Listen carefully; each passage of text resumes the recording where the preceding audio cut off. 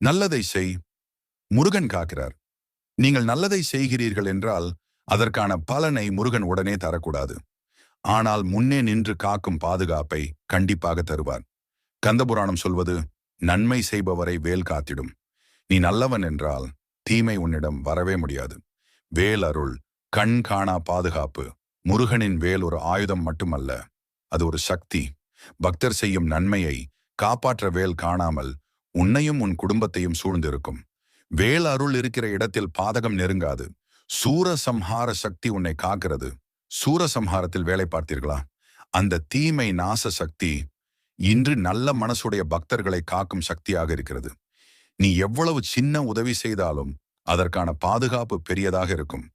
முருகன் பெயர் சொல்லும் போது ஒரு நிமிடம் ஓம் சரவண பவ என்று சொல்லி பாருங்கள். உள்ளத்தில் இருக்கும் அதிர்வு, மன அமைதி, பயம் அகல்வது, இவையெல்லாம் முருகனின் அருள்.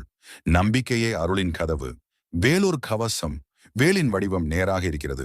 அது உண்மை, நேர்மை, நன்மையை குறிக்கிறது. நீ நேர்மையாக நடந்தால் வேல் உனக்கு கண்காணிப்பு காவலன். உன் பின்னாலும் முன்பும் பாதுகாப்பு. நல்லவர்களை முருகன் ஏன் காக்கிறார்? நல்லது செய்யும் மனிதன் தெய்வத்துக்கு வேலை செய்பவன் என்று கூறுகிறது கந்தபுராணம். அதனால் தெய்வம் அவரை எப்போதும் காக்கும். நீயும் நல்லது செய், முருகன் உன் பக்கமே நிற்பார். தீமை நெருங்காத காரணம், நல்ல மனசுடன் பிறருக்கு உதவும் ஒருவரின் உடலை சுற்றிலும் ஒரு தெய்வீக ஒளி உருவாகிறது. அதை வேல் அருள் என்று சொல்வார்கள். இந்த ஒளி இருக்கும் வரை தீமை நெருங்காது. வேல் முன்னே சென்றால், ஒரு பக்தன் நல்ல செயல் செய்யும் போது வேல் முன்னே சென்று பாதையில் உள்ள தடைகளை ஏற்கனவே அகற்றிவிடும்.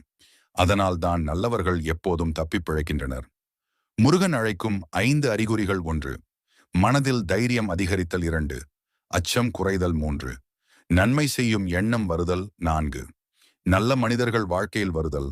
5. தொழிலும் குடும்பமும் அமைதி பெறுதல். இவை முருகன் அருளின் அறிகுறிகள்.